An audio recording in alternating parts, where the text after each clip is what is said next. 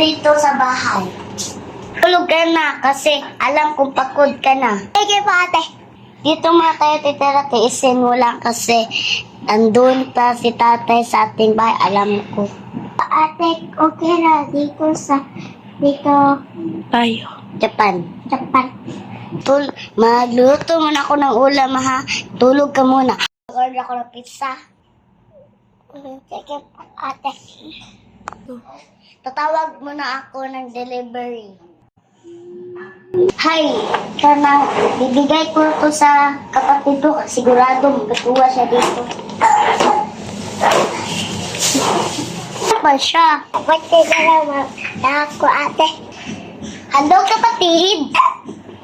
Anong gusto mo pag birthday mo? Bag. Ito. Ate. Sige. Alam ko kasi na gusto mo ng bag. Gusto ko.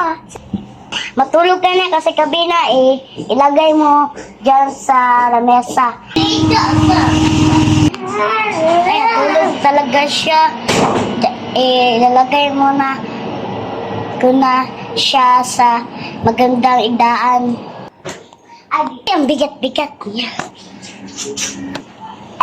Ay, maghabol na siya. Kasi natudawan siya. Uwi na kami.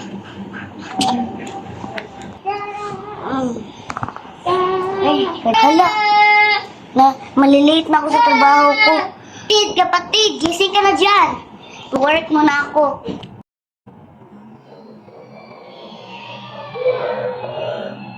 Ay, anong oras na? Di ba na magka-chat? Wakas, nakauli na ako. Pagod na ako.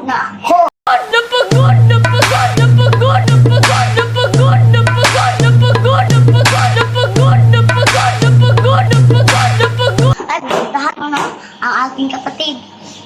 Kapatid, kumain ka na ba?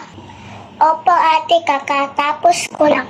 Ay, sige, matutulog muna ulit tayo kasi gabi na.